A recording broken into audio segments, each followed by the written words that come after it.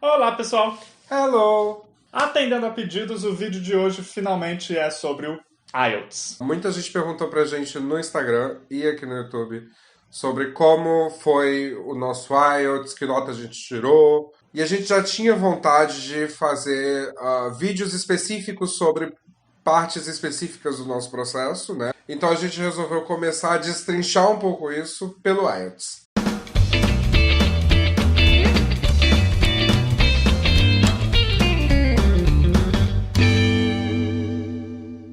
Começando pelo começo, né? A gente teve que ir até São Paulo para poder fazer a prova, porque não existe no nosso estado, Infelizmente, meninas, não tem em Vitória. nem no Espírito Santo inteiro. Pois é, e aí a gente teve que agendar a prova para São Paulo. E aí, como vocês podem conferir neste vídeo aqui em cima, a gente já tem o hábito de ir para São Paulo de vez em quando mesmo, é a nossa cidade que a gente vai pelo menos uma vez por ano. Então a gente aproveitou e já foi para São Paulo para poder fazer o IELTS lá. Outra coisa que influenciou foi o fato de que lá tinha a possibilidade de a gente fazer o IELTS pelo computador. É o computer-based que eles falam. Pois é. O IELTS ele te dá essas duas opções, fazer no papel ou fazer no computador, mas poucas são as unidades espalhadas aí pelo país que fazem no computador, né? Em São Paulo tinha uma delas. E aí a gente fez lá na Winner Idiomas. Mas por que fazer pelo computador? Bem, os relatos que a gente tinha, que a gente andou pesquisando e que a gente viu por aí, era de pessoas que tinham feito no papel e que não tinham tido o aproveitamento tão bom porque perderam muito tempo ali escrevendo, e aí para apagar se erra alguma coisa na redação, para voltar, reescrever, é complicado. E a prova no papel parece ser muito mais cansativa do que pelo computador, né? Digitar é muito mais rápido, mais fácil do que escrever. Exato. Então a gente nem pensou duas vezes, a gente soube logo de cara que a gente queria fazer pelo computador. E aí, caçando onde é que tinha no computador, escolhemos São Paulo lá na Winner Idiomas. O IELTS ele tem dois tipos de prova. O IELTS Academic e o IELTS General. Se você vai, por exemplo, para um processo de imigração, você vai fazer o IELTS General. Se você vai para estudar numa faculdade, por exemplo, você vai fazer o IELTS Academic. A gente não faz a menor ideia de como funciona o Academic, porque a gente não fez. Então, a nossa experiência é toda baseada no General. Isso. E aí, gente, antes da gente entrar e falar da prova em si, e de como foi a nossa preparação, como foi tudo que envolve a prova pra gente, é sempre importantíssimo lembrar. O que a gente tá aqui falando é a nossa experiência. E nesse vídeo vocês vão entender que isso é mais importante ainda. Não é regra. Não é regra pra vocês, não é regra pra ninguém. É só como aconteceu pra gente. O que se aplicou pra gente, se aplicou pra gente. Não sei se aplica pra outras pessoas. Acredito que não. Por que a gente diz isso? Acho que precisa analisar o contexto aí de como que essa prova foi feita aqui. Então, eu, por exemplo, passei 8, quase 9 anos da minha vida dentro de uma sala de aula ensinando inglês.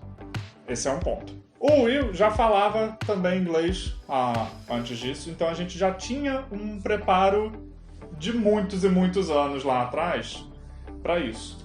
Eu nunca fiz curso de inglês, eu aprendi inglês sozinho, mas eu tenho, por exemplo, amigos americanos, amigos que cresceram nos Estados Unidos e acabam falando muito inglês, e consequentemente eu sempre pratiquei muito o inglês. Além de ter aprendido sozinho, eu sempre pratiquei muito o inglês. Isso é algo que deve ser levado em consideração. Segundo ponto é que a gente foi fazer a prova, aí era o quê? Um mês e pouquinho depois que minha mãe tinha falecido. Então não houve cabeça para ficar pensando em preparação de prova. O que não significa que vocês devam se preparar com um mês antes. Às vezes você precisa se preparar com 3 meses, com 6 meses, com 1 ano antes. No nosso caso, a gente foi muito também por impulso, a gente agendou a prova por impulso. Na cara, na coragem mesmo, assim, e não recomendamos. Não é pra vocês fazerem ou não fazerem isso, enfim, é só como foi pra gente. Então a gente não teve tempo e cabeça pra estudar nada pra prova. Pra não dizer que a gente não estudou absolutamente nada, na véspera da prova a gente fez um simulado pela internet só pra ver como é que eram as questões. Porque nem isso a gente sabia, a gente só praticamente chegou lá. Então, não façam isso em casa, crianças, né? Não façam. Mas, enfim, deu certo por uma cagada do destino e também porque a gente já tinha uma bagagem antes grande disso. Deixar registrado aqui também outra coisa, gente. A gente fez essa prova 1 ano e meio atrás. Então, assim, muita coisa a gente não lembra mais. Mas a gente tá tentando aqui trazer o que a gente lembra. E muita coisa pode ter mudado também, né? Então, Também. pois muito que bem. Fomos para São Paulo, chegamos lá para poder fazer a prova, despego, tirar uma foto, enfim, uma beleza de foto, né? Maravilhosa foto. De repente a gente bota aqui pra vocês verem. É aquela coisa 3x4 que ninguém sai bem, mas enfim. A prova ela é dividida em 4 partes. Uma para compreensão auditiva, uma para compreensão escrita, uma para redação e outra para fala, né? Para expressão verbal. A parte oral da prova ela é feita separado. Então a gente faz de manhã todas as outras 3 partes, vai pro almoço e depois é que a gente foi fazer à tarde a parte oral. De novo, não sabemos se é regra. De repente, foi só naquele dia que era assim. Mas com a gente foi desse jeito. A gente fez todas as outras partes de manhã, foi almoçar e voltou para fazer o speaking. Então ele começa ali, no computador cada um vai ter lá seu fone e tal, para ninguém ouvir também o que está acontecendo no resto da sala. No fone eles já vão passar primeiro o listening para vocês. Eu não lembro exatamente quantas questões são, mas é aí quase 40 minutos mais ou menos de listening. No listening tinha desde as questões mais simples, assim, então, sei lá, uma conversa e pergunta sobre a conversa. No geral, tudo com opção. O que não tinha opção de A, B, C, D era para você completar a frase ou coisa do tipo. Era tudo muito objetivo, mesmo que não fosse de marcar X, era objetivo. A minha prova ainda foi um pouquinho diferente. Ela teve uma questão que era um mapa, que a pessoa descrevia e falava, você... descreveu um endereço e falava, você precisa virar à direita na rua tal, e aí você tinha que marcar no mapa qual é o endereço que a pessoa tava indicando. Então, assim, o listening ele foi... ele só é passado uma vez, então é corrido. Na hora você nem sente que passou 40 minutos, assim. Pelo menos eu não senti. É super rápido. Muito rápido. E aí ele vai pro reading. Então, essa parte de compreensão de texto, de interpretação de texto, ele vai ter textos que são curtinhos ali, com coisa mais básica, vai ter texto que vai ser longo mesmo.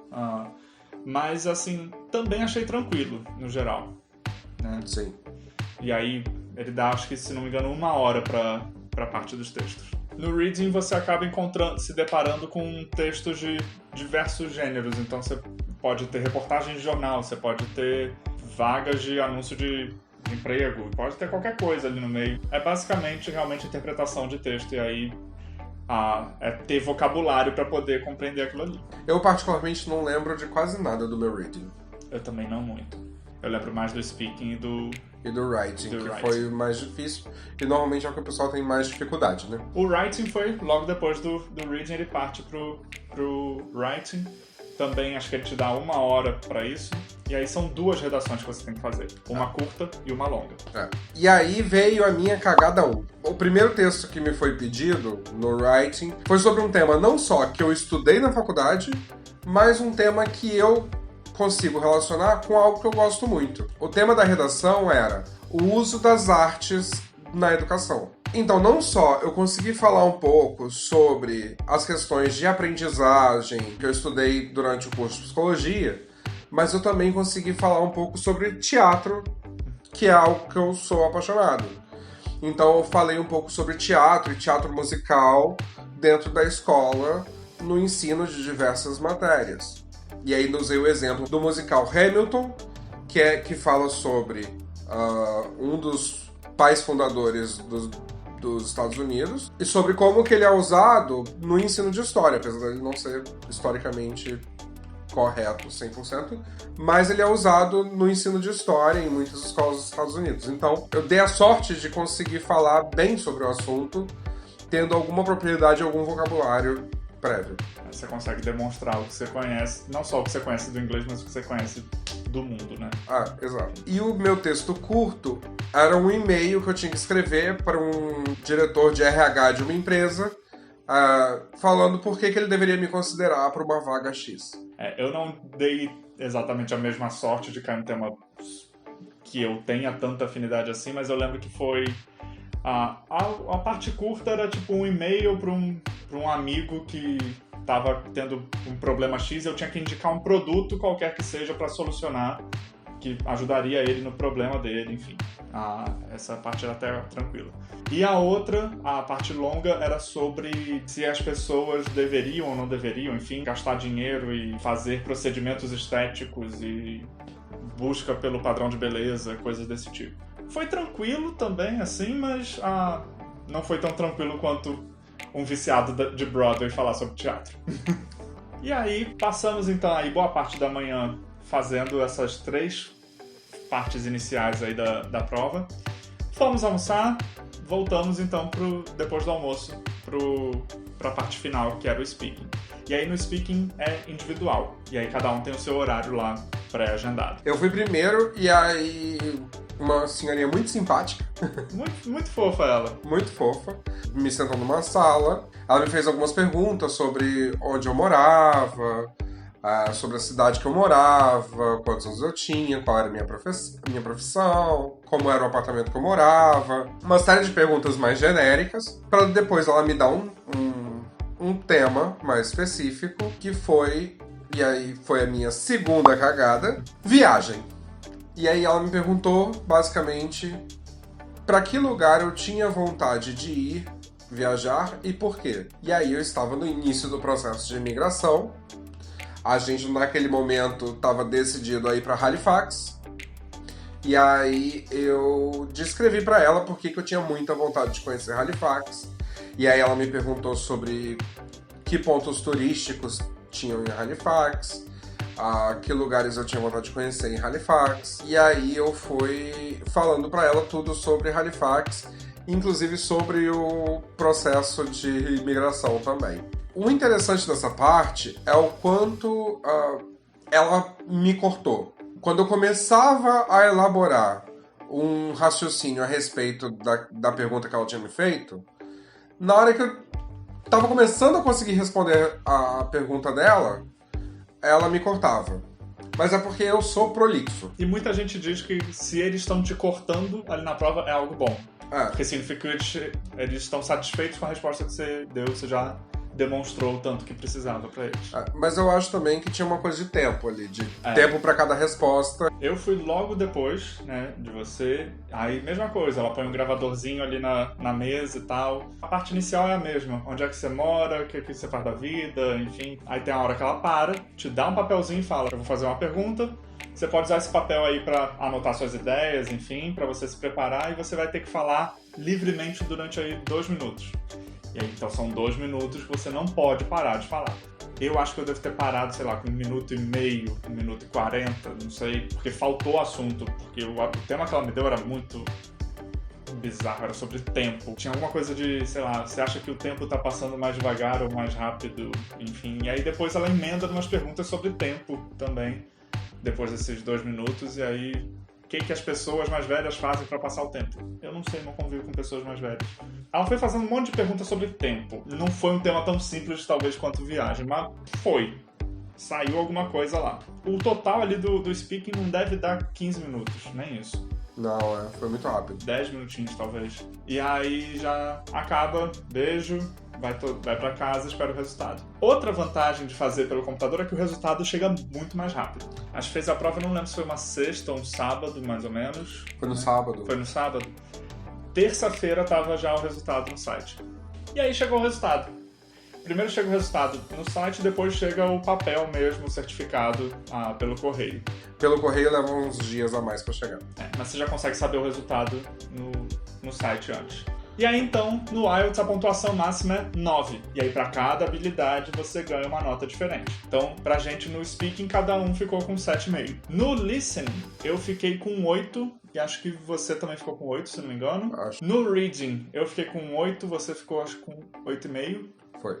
E aí ele ficou se vangloriando muito, porque tirou meio ponto a mais que eu. E aí vem o writing. O writing aqui quase deu ruim no writing. Ele ficou com 7. E eu fiquei com 6,5. E aí eu falei, tem alguma coisa estranha aqui. Algo de errado não tá certo. Eu acho que tava super certo. Eu acho que você tá completamente maluco. Porque eu lembro de ter ido, assim, por mais que não fosse um tema que eu tinha tanto conhecimento, eu lembro de ter ido bem no writing. Então eu falei, tem algo esquisito aqui. Aí a gente ficou naquela, pede a revisão da nota, não pede. É um pouco angustiante, porque pra pedir a revisão da nota, na época custou 500 e poucos reais, eu acho que é pela cotação da Libra. Mas aí quando convertia na época tava 500 e poucos reais, agora deve estar absurdo de caro, porque a Libra valorizou. E assim, se eles não trocarem sua nota, eles ficam com dinheiro. Se eles trocarem a sua nota, Você ganha o dinheiro de volta. você recebe o dinheiro de volta. Então, é um pouco ali apostar. Talvez você consiga um ponto a mais, meio ponto, um ponto a mais. Talvez você perca não sei quantos reais. O que a gente ouvia falar na época era que era muito difícil deles aumentarem sua nota de alguma forma. Mas a gente sabia que, pelo que falavam, eles não abaixariam a nota, mas que era difícil eles aumentarem a nota. Listening e reading não vale a pena pedir a revisão de nota, porque é tudo muito objetivo. O que vale a pena é o speaking e o writing. O speaking a gente já estava satisfeito com o nosso 7,5. O writing, então, era a única habilidade mesmo que valia a pena eu pedir a revisão da nota. Depois da gente ficar muito naquela vamos, não vamos, fomos. Pedimos a revisão. Até porque nessa época, depois disso, a gente já estava com a consultora e a consultora falou, vale a pena sim pedir a revisão. Até porque eu tinha tirado 8 em uma habilidade, 6,5 em outra, então já era uma disparidade grande ali entre as habilidades, né? Torcendo para conseguir esse meio pontinho. Exato. Pedimos num dia, tem um formuláriozinho pra você preencher, você paga, manda o comprovante e tal. No dia seguinte já saiu o resultado. Um ponto inteiro a mais. A gente esperava ganhar meio ponto, ganhamos um inteiro. E aí o bonitão ficou com a nota maior que a minha e ficou se gabando. Eu ainda acho injusto que a nota original dele era 6,5. Mas não vou reclamar porque é ponto mais no Express Entry. Exato. Aí eles pegaram, devolveram o meu dinheiro e beijo, tá tudo lindo. O IELTS ele tem essa nota que vai até 9, mas o governo canadense ele analisa a sua proficiência na língua até 12, que é o chamado CLB. Eu não sei o que significa a sigla, eu vou botar aqui embaixo. A Canadian Language Benchmark. Isso aí. E aí, então eu vou botar aqui uma tabelinha, tabelinha dizendo, a partir de tanto no IELTS equivale a um CLB nível tal. E aí, o sonho de todo mundo é sempre ter um CLB 9 pra cima, que aí a gente começa a ter uma pontuação bem boa. Do 10 pra cima já não faz diferença. Então, o Will conseguiu 2 habilidades no CLB 9, 2 no CLB 10, eu consegui 3 no CLB 10 e uma no CLB 9, tá tudo lindo. Foi perfeito. E aí, com isso, a gente conseguiu a CLB 9 e 10 nas proficiências e uma pontuação muito boa pro Express Entry. Foi uma das coisas que ajudou a gente muito na hora de aplicar direto pro PR, sem ter que fazer college, sem ter que fazer nada disso. No final das contas, deu tudo certo. Essa foi a nossa experiência fazendo o IELTS, sem se preparar, dando muitas cagadas no meio do caminho e conseguindo uma pontuação boa por muita sorte. As pessoas falam, não é esforço, não é sorte, é esforço. Não, a gente não estudou nada. A gente, literalmente, o único esforço que a gente fez foi ir pra São Paulo fazer a prova. Foi sorte mesmo, foi cagada. Cagada. Então, assim, não recomendamos que façam desse jeito. Preparem-se. Não contem com a sorte. Preparem-se, estudem, façam o que a gente deveria ter feito e não fez. Exato. Faça o que eu digo, não faça o que eu faço. Pois é. Porque, por exemplo, se dá errado no nosso processo e o IELTS vence, que ele tem a validade de 2 anos, a gente tem que fazer a IELTS de novo, aí ferrou. Como é que a gente tira essa nota de novo? Não tira. Porque a gente não sabe nem como é que faz a prova. Exato. Apesar de ter feito. Cuidado. Se preparem e façam a prova bonitinho. Bem, gente, por hoje é isso. Deixa aí nos comentários que outras partes do processo, especificamente, vocês gostariam de saber como é que foi pra gente. Que aí a gente pensa em talvez fazer um outro vídeo. Criação do perfil, exame médico. Enfim, diga aí do que vocês estão mais curiosos pra saber. Se inscreva no canal se ainda não é inscrito. Vai lá no Instagram, dá aquela passada, segue. Tem mais coisa lá. A gente tá todo dia postando alguma coisinha. De vez em quando a gente faz umas lives divertidas. Um beijo. Beijo. Tchau, tchau. Até lá. Até lá onde? Não sei. Até.